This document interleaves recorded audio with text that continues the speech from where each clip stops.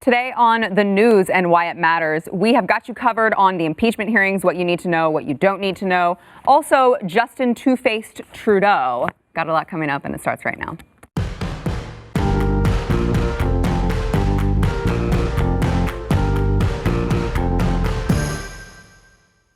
Welcome to the news and why it matters. I am Sarah Gonzalez, today joined by, you guys are going to love this. This is going to be a really fun show. We've got Stuber here over here. Yeah. Well, I don't mean People him. I'm getting to the other ones. No, I like that you actually like me for once. The other ones. Josh Hammer from the Daily Wire. It's a pleasure. And his maiden voyage on the show, Matt Best. Thanks for having me. Yeah, thank you for being here. Founder of Black Rifle Coffee, which we often talk about on the show. We love it. And also New York Times bestselling author. I am, yes. Thank you. Yeah. Appreciate, I'm happy to be here. I love the Blaze, and it's good to hang out. And so Black Rifle is actually, you guys are located in San Antonio? San Antonio, Texas, so we're pretty much neighbors here. Yeah. Yeah. I mean, even though Texas is, it's so funny when you go to other states. And they're so small, yeah. Yeah, and you're like, in 2 hours I can be, or in an hour I can be in Oklahoma, and you can drive like 6 hours and still be in Texas. It's bizarre. Anyway, got a lot to get into. First, we want to thank our sponsor this segment, American Financing. So American Financing is there for those of you who maybe want to jump on the new interest rates, you want to get a refi, you need a home loan, whatever the case may be. American Financing has salary-based professionals. They're not commission-based, so they're not going to be looking for what's in it for them, where can I get the best kickback from this financial institution. No, that's not what they do there. They truly are there to help you get in the best solution for you. I know Stu used them, and they were like, hey, guy, you really don't want to do this crazy deal that you are saying you can do. We really highly advise against it. She loves telling the story. Yes. It's a great story. Yes, a company talked me out of doing business with them. Yes, that happened, okay? But I don't think you need to bring it up on every single commercial. I mean, I'm just saying they're smart enough not to do business with Stu. You got to go to AmericanFinancing.net, or you can call 800-906-2440. That is AmericanFinancing.net. Seriously, you guys, if you have not done a refi yet, you got to look at it. The interest rates are too low not to. AmericanFinancing.net. All right, I do want to talk a lot about what is going on in the world, in the country, that we aren't talking about because we're talking about the impeachment hearings. So we want to get to that, but I know you guys want to hear what happened. Did Trump really get nailed this time? What did they say? What did they do? And I thought, who better to give you a breakdown of what happened today in the impeachment hearings than Josh Hammer, who just wrote, who just wrote an op-ed that is on the Daily Wire right now about the impeachment hearings. Josh, nothing happened. Am I wrong? Sarah, this whole thing is just the biggest waste of time imaginable. I mean, what's going on right now is that House Democrats are working on a very expedited time frame, okay? They're trying to get this formal vote in before Christmas. They want to go home. They want to get their coal and deliver it in the stocking to President Trump and just go home and not think about this, okay? So this week, they finally moved these public hearings from the Intelligence Committee to the Judiciary Committee. I don't know, I guess like multiple committees, like a little more legitimacy maybe, but not really. So today we had 3 left-leaning law professors, Pamela Karlan of Stanford, who is a radical, unreconstructed leftist. Which, hold on, isn't she the one who complained that she had to walk across the street rather than walk past Trump Tower? That's correct. Okay. Yeah, no, she is a unreconstructed leftist. Noah Feldman of Harvard, who is slightly more sane, but still like very left of center. And John Turley was the Republican witness. Jonathan Turley is not a conservative. He was an Obama, Clinton, former voter. He is a reasonable person who is generally skeptical of government power, but he is no one's idea of a conservative. Mm-hmm. And these 3 law professors were called today to discuss what the meaning of high crimes and misdemeanors is in Article 2 of the Constitution. The problem is this is an intergalactic waste of taxpayer dollars because we literally know what it is. Because Alexander Hamilton told us in Federalist 65 exactly what it is. It is an abuse or violation of the public trust. So it's unclear to me why in the year 2019 we need these 3 left-leaning law professors to tell us something that no less a founding father luminary than Alexander Hamilton himself literally told us while writing the Federalist Papers. So I'm baffled as to why any of this is going on, but you know what? The Democrats are working on a very expedited time frame right now. They need to get this in before Christmas, so they're just firing up on all cylinders. But It is a huge waste of time. I guess we watch it so that the viewers don't have to, but there you go. There's your summary. Well, and just to one more point on Jonathan Turley, he kind of laid into the Democrats for their, abuse of power or what have you on the fact that they're holding all of these impeachment hearings over nothing. We have a short clip of what exactly John Turley said to them. Watch. Now, there are three distinctions when you look at these, or the three commonalities when you look at these past cases. All involved established crimes. This would be the first impeachment in history where there would be considerable debate, and in my view, not compelling evidence of the commission of a crime. Second is the abbreviated period of this investigation, which is problematic and puzzling. This is a facially incomplete and inadequate record in order to impeach a president. Now, Matt, you are obviously a successful entrepreneur. You are way too busy to watch this garbage at any given point in the day. But what are your thoughts on just how tribal we are now? I mean, you've got the Democrats going after this impeachment over nothing, and you've got people on the left that are just all they want to do is impeach Trump. No facts, no evidence. It's all that they want. It's all that they have.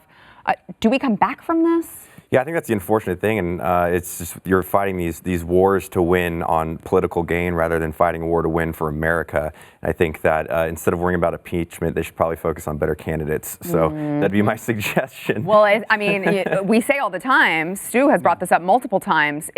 This is what they have, right? Because if they have to talk about their policies. Right. These are not the actions of a confident party.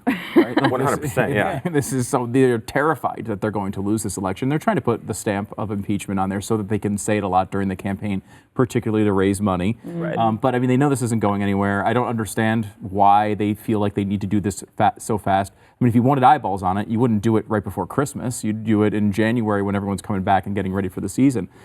It's interesting when you talk about being tribal too, in that like Turley is a left-leaning law professor. He's a smart guy, and I think he voted for Clinton and Obama. Yeah, but a guy who whose opinion I think is highly respected, and he brings up I think a lot of good points. But as you read through his testimony and you listen to him, he's not giving a free pass to Donald Trump. No. I mean, he's critical in several different places, and says that you know what, if you his basic point was, look, if you have a case for impeachment, make it with the process, call the right witnesses, let them actually go through the court process of if they refuse, do all of it, because this is not something you turn around in a couple of days.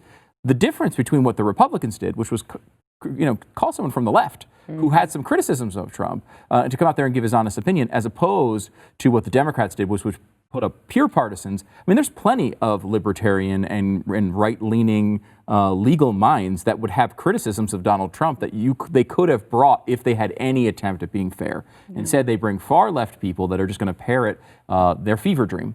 And this is why I think this isn't connecting with the American people, and that they just see this as pure partisanship. This is just an exercise in them getting this little box checked. We impeached him. Give us your money. Vote for our candidates. And I don't think it's going to connect with the American people long term. Maybe that's why they're burying it.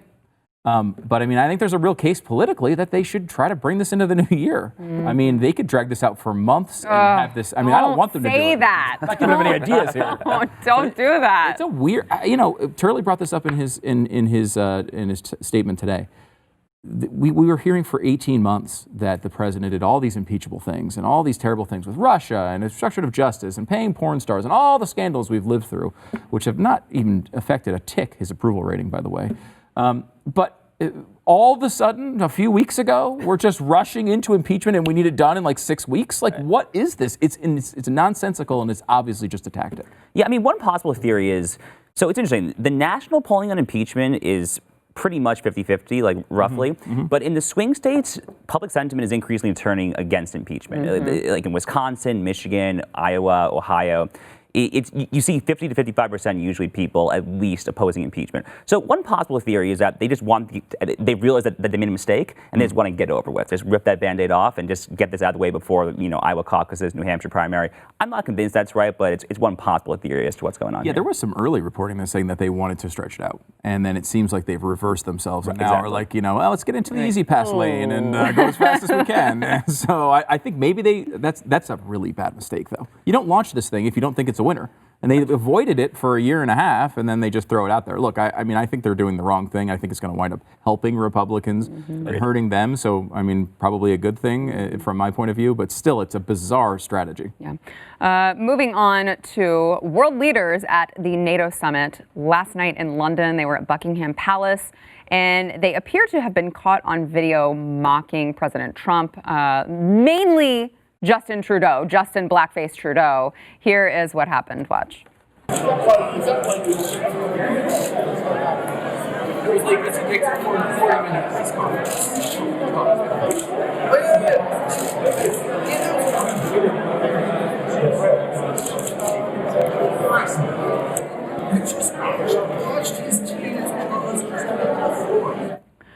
For you podcast listeners, they were saying, oh, yeah, he had to show up late because he had to do his press conference, and you just watched his team's jaws drop to the floor. Want to get your quick thoughts on this, but let's listen to President Trump today responding to what Justin Trudeau said. Well, he's two-faced. Do you think that Germany's too naive? And honestly, with Trudeau, he's a nice guy. I find him to be a very nice guy. But, you know, the truth is that I called him out on the fact that he's not paying 2%, and I guess he's not very happy about it. I mean, you were there, a couple of you were there, and he's not paying 2%, and he should be paying 2%. It's Canada, they have money, and they should be paying 2%. So I called him out on that, and I'm sure he wasn't happy about it, but that's the way it is. Look, I'm representing the U.S., and he should be paying more than he's paying, and he understands that. So I can imagine he's not that happy, but that's the way it is.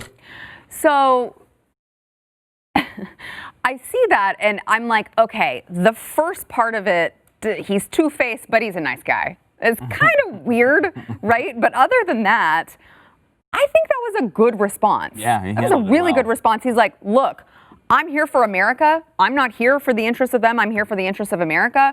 And no one else is paying their fair share, which is a common theme that we've heard from him that I think that Americans can really, you know, they can identify with. What do you think, Matt? Yeah, I think that's fair. I mean, he's just focusing on the economics of it, and I think that he wants us to succeed as an economy, and that's very important for all of us, especially being an entrepreneur myself. I mean, the more we can succeed in business and hire people and lower the unemployment rate, it's phenomenal. So it's kind of nice to not address all the pettiness that goes on in that world. So well, it almost looked like you see him, and he quickly said that, and then he paused a beat and was like, you know what? I'm going to redirect this around and make it be cool on this one. Yeah, and make it about. Just pay me that 2%. We're good. Yeah, exactly. Josh, what are your thoughts? Yeah, I mean, Donald Trump takes crap from no one, okay? Like, why was he elected in 2016? I mean, I was a Ted Cruz primary supporter. Why did Trump get over Cruz? Because he fights back, he punches. He doesn't take crap from anyone, whether on the media, whether on the left, whether they're in Hollywood, the academy, like you name it, Donald Trump is seen as a counterpuncher. So Justin Trudeau, you know, our friendly, two-faced, black-faced neighbor to the north. I mean, Trump is not going to What kind of face are you not, Justin? All right? It beats me. But, like, Trump is, whatever kind of face he puts on, Donald Trump is not going to take crap from him. And you know what? I think he handled that pretty well. I really do. Yeah. Stu? I got a little shot in and still brought it around and turned it Right. into a big thing. I mean, look, you know, in high school, you get worried about people talking behind your back. He's the president of the freaking United States. He leads the free world. He doesn't have to worry about what Justin Trudeau says. And I think it was a smart thing. Give him a little tap. Let him know I knew. A little two-faced, but whatever. I can deal with He it. flicked his nose. Yeah, a little bit, all right? I am a little disappointed Boris Johnson was not in there stepping up for Don in that moment. He kind of was like laying back and letting Justin Trudeau go to town on him. I feel like Boris should step up. They both have the kind of the same hair. I feel like they should be on the same team. Thank you for that insightful analysis from Stu. We will be back with a pastor who was fired. He lost his job because he said pride parades are harmful to children. Yeah, back in a minute. I can't even look at Boris Johnson and not laugh. He's just like... It's like he's just a character. Before we get back into it, let me tell you about Candid. So Candid is there for those of you who, you know, you're giving all these gifts to family and friends over the holiday season, and you're like, I just feel like I want to give something to myself. All right, here's what you can give yourself. You can give yourself straighter teeth so that next year in those holiday photos, you are like actually smiling with your teeth and you're not like You don't want to be that person. You want to be confident about your smile, and Candid can help you do that. Candid's aligners, they're invisible aligners. They can help straighten your teeth faster and cheaper than traditional wire braces. So that's a win-win. You don't have all the wire in your mouth, and it's usually like 65% less than going into the orthodontist and getting those braces. I do this, by the way. Everyone tells me, you have fake teeth. No, actually, I don't. And I don't wear my retainers anymore. I stopped wearing my retainers and my teeth shifted. And I'm using Candid right now. It's really cool. You log in, you take a bunch of pictures, you log in, and you have an orthodontist that sends you a 3D preview of the movement of your teeth so that once you finish the steps, it shows you what your teeth will look like compared to where they're at now. It's really, really cool. And you do it all from your home. So they ship you everything you need. You do the little impressions, you send them back, and they send you all of your aligners that you need. It's really awesome. The process has been really simple. For me, it can be for you as well. Give yourself the gift of self-confidence this holiday season. Go to candidco.com/Y. If you use promo code Y, you will get $75 off. That is candidco.com/Y. Use promo code Y for $75 off. And by the way, Candid is donating $25 with each aligner purchased to the Smile Train, which helps 100%. It's 100% free cleft lip and palate treatment to children around the globe. So that's your gift to everyone else. You give a gift to kids who need it, and also you give yourself the gift of beautiful teeth. Candidco.com/Y. So a Christian pastor has received a death threat and lost his job after suggesting that certain, quote, gay pride events can be, quote, harmful for children. This is a Rhode Island bishop. And he said, a reminder that Catholics should not support or attend LGBTQ Pride Month events held in June. They promote a culture and encourage activities that are contrary to Catholic faith and morals. They are especially harmful for children. And apparently, that is super controversial to say, and he was fired. He also, you got to give it to him this, though. He said he stood by his initial tweet after all of this, took place. He said, children should never be exposed to nudity or overt sexuality, whether that's at gay pride or anywhere else.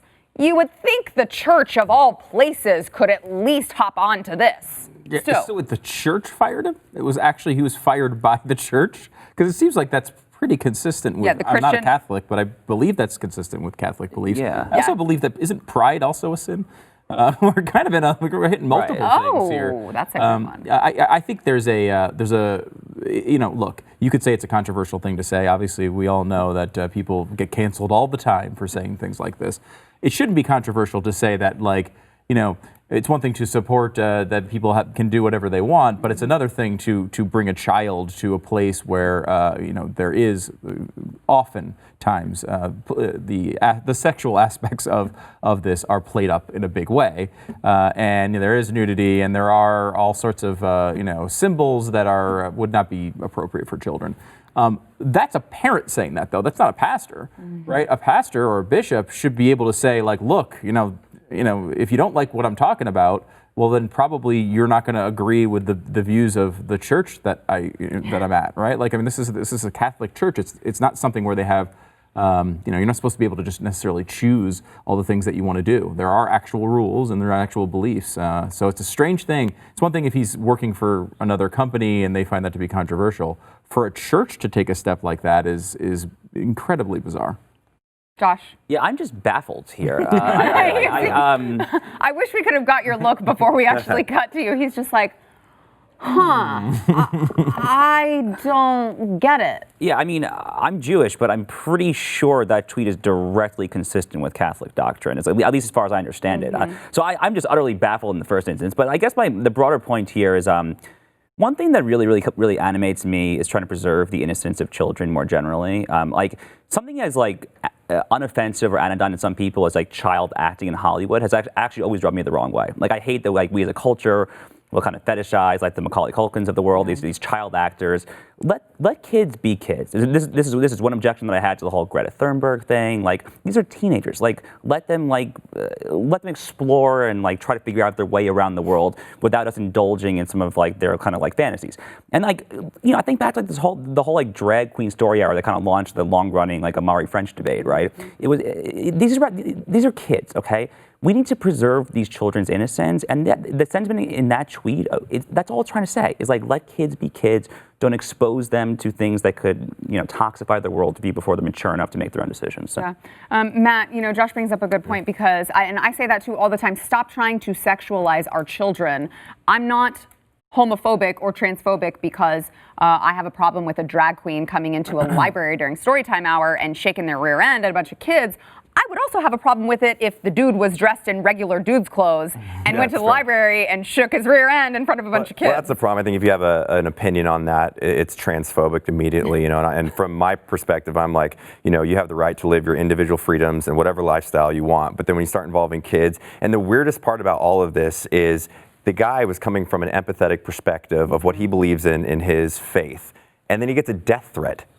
Yeah. So he gets to say what he wants, his own, First Amendment rights, and then people are going to give him death threats. Like, you couldn't be more hypocritical and violent as a response. And that's just, people are losing their way. Yeah, they really are. And to that point, we're talking about what people want to teach kids, which is about gay pride. And meanwhile, Common Core not doing so well here in the United States. United States test scores of high school students show no improvement despite billions of dollars being thrown at education reform. And now this has been since the early 2000s, and we continue to trail students in Asian countries despite, all of these billions of taxpayer dollars being thrown into it. And I know we always say America is great. America is the greatest country. But we do have some work to do when it comes to education. I'm 33 and I don't know how to do Common Core, so. I mean, no, seriously, we've got someone, Jason Buttrell. He's frequently on the show, so viewers will know who he is. But we've talked about this on radio. He's like, my kid comes to bring me her homework and I don't know how to help her because she's supposed to show her work to do 12 steps and I know how to do it in 2. So I legitimately can't help her do her homework because I don't know. Yeah. I think you're supposed to try to cut. Isn't efficiency? You're trying to cut the amount of. Yeah, I thought so. It's bizarre. And Not in the United States government. No, it doesn't. No. I will say this, because we could complain about the education system and have a million times the way that it's utilized here. Take it to one other step here. There's a lot of people in this audience who will completely agree with everything that we're saying and then go to their local polls and approve the new bond for $57 million for schools every single time it's on the ballot. They pass it like it's something like 95% of these things pass. They could get money just because it's for the kids, and we all act as if we can't say no to the kids. What are we going to make our kids are all going to be stupid and they're not going to know how to learn? Well, no, we don't need necessarily the new parking lots and the new tennis courts and the beautiful new gymnasiums and all the things that these bonds wind up paying, and it's money that we don't have, obviously, as a country. So we need to be a little more selective. It would be great if we pushed back a little bit against some of these towns that are just, dragging the money out of the taxpayers' pockets for things that aren't clearly are not helping the kids learn anything. Yeah. Josh, final word. Yeah, part of the problem here in Texas, it's funny. I got breakfast this morning with a former state senator friend. We were talking about this actually. In Texas, in these rural areas, the teachers' unions are oftentimes overwhelmingly powerful because the local school district is actually the biggest employer in that town. So even kind of these cultural conservatives, the gun-toting, church-going types, end up just voting for school stuff because literally that's who's hiring the people in the town. All right, back in a minute.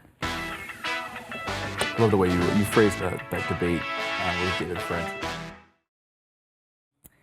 Hey, before we go into overtime, got to tell you where you can find Matt Best, since it is, of course, his maiden voyage on the show. Matt, where can they find you? They can find me either on Instagram. Don't give them your address. No. Oh, okay. Yeah. No, I'm going to keep the wife safe. Any social media platform, Matt Best. I'm a patriot constitutionalist and have a lot of fun. Or blackriflecoffee.com. That's where we have the world's greatest coffee, and we support veterans, law enforcement, and the whole nine. We do some good work over there. Seriously, you have to go right now after the show and follow Matt Best's Instagram. They do the coolest videos. They blow stuff up all the time. It's great. It's amazing. It's America. The only reason you ever function on the show is because of the double caffeine. It really is. That's what I'm always, when we're talking about it, I'm like, I don't know what I would do in my life without Black Rifle coffee. I really don't. I feel the same. Also, you can find his book. It is Thank You for My Service. Yes, ma'am. You can find it anywhere you get your books. Overtime starts next. We're going to talk to you about a Virginia bill to make firearms training an illegal paramilitary activity. Oh, got a lot to get into there.